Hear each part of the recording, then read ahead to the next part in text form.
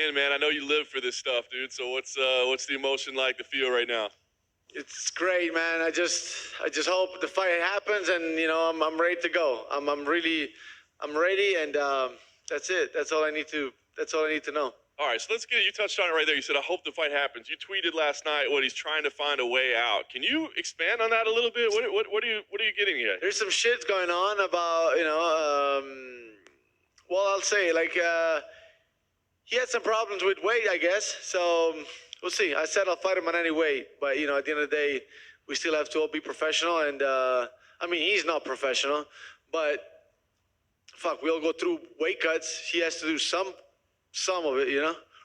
So we'll see. But like I said, the last thing I want is for the fight to be scratched. So I'll fight him on any weight. With that being said, he needs to suffer a little bit making weight, because that's all of us go through that.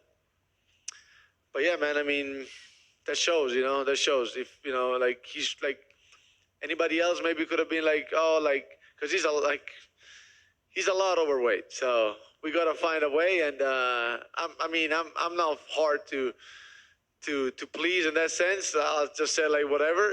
Just it has to make sense. So has he officially reached out to you, or has the UFC officially reached out to you? Or are you getting some intel? Like, what do we know here? What's actually official, or what's maybe like rumbling? I don't even know.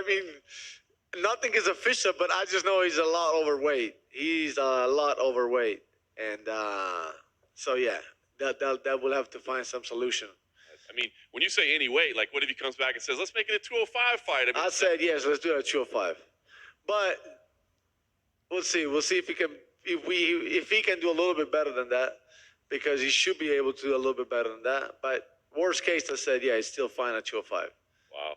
Have you had a chance to physically see him yet? No. And, it's hard because he's probably that fucking big. I should have seen him. All right, that one took me a second. All right, so listen, we talked before last time, obviously, emotional fight week last time out. This time, you're not seeing the guy. You're not going to be able to interact with him. You're not going to be able to do anything before Friday in the face-offs, hopefully. Is that a good thing or a bad thing? Is it good for you to keep your emotions down, or do you wish you could kind of get that look in his eyes and get that little spark started? Yeah, it would have been different anyway. It would have been different. I think, yeah, it would have been different. I wouldn't have been that emotional. I know I'm gonna smash this guy, man. I just want the fight to happen, and so, yeah, I don't think it would have been that emotional anyway. Yeah, but anyway, the fact that I don't see him, I actually want to see him. I want to see him, to be honest. I haven't seen him. I want to see him, but I haven't had an occasion for now. Yeah. What if he's walking around at like 2:30 or something like that? I'll make him run right away. I'll chase him. All right, so if this fight does happen at light heavyweight, I'm imagining you believe it still should have some impact on the rankings at middleweight and kind of where you stand. You still feel like that would take a step forward in the middleweight division?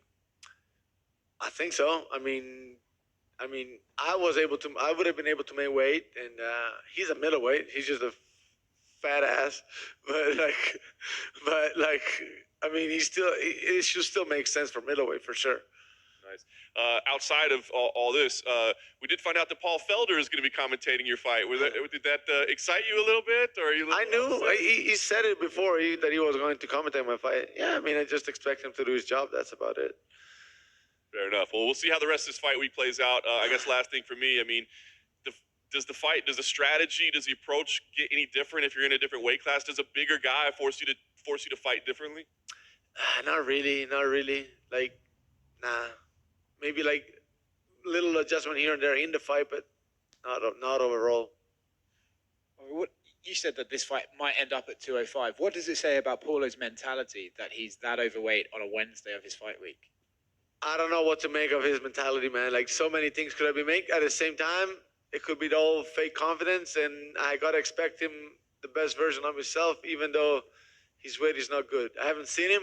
He hasn't been posting much. I haven't seen much of him, so I'm still expecting the best version of himself, and I'm ready still. But I'm not gonna let this pre-fight tension and pre-fight like readiness, like go, you know, in a sense. I'll be still ready to face the best version of himself. It's kind of a bad sign, though, right? If he hasn't fought in a year and then his first fight back is he's apparently unprofessional, doesn't do a good sign for his mentality, right? It could, yes. I mean, it's kind of hard to deny that, but at the same time, I can't let it get to my head. Oh, like he's not gonna be ready, this and that. No, I expect him the best that he's ever been, and he's actually heavier than he's ever been. And then I gotta beat him the worst he's ever been beaten. So that's what it's in my mind. Do you think you have the advantage because you've been more active than he has over the last year? I would have the advantage regardless, to be honest. So it's not because he hasn't been active. I would have the advantage. I have so many advantages, but regardless of what's going on right now. Just wanted to follow up. I saw you did an interview with John the other day when you spoke about your fight with Israel. What would you do differently if you got a third fight with Israel to come out the winner of that fight? I'm totally focused on Saturday night, and that's past.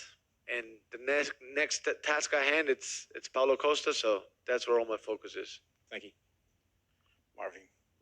So a few years ago, Rafael Cordeiro, your coach, he was one of the Paulo Costa's coach on the Ultimate Fighter Brazil.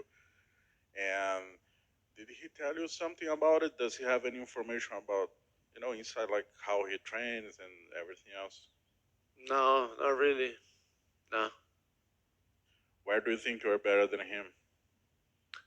I'm just superior as a striker, as a fighter in general. Like, he has a couple things he's good at, but he has a lot of holes. And I'm gonna be able to pick him apart. I'm gonna be able to like read through whatever he does, and he's just way more basic than what I am. And so, with that being said, he's still dangerous, but I'm way better. Last one for me. As we know, Paulo Costa doesn't fight very often, like pretty much once a year. Do you think this is one of your advantages for this fight? Like I said, that's one of the advantages, but I got many more, to be honest. With that being said, still, I want to believe that he's gonna come out the best that he's ever been. So he's still dangerous. He's still a dangerous fighter.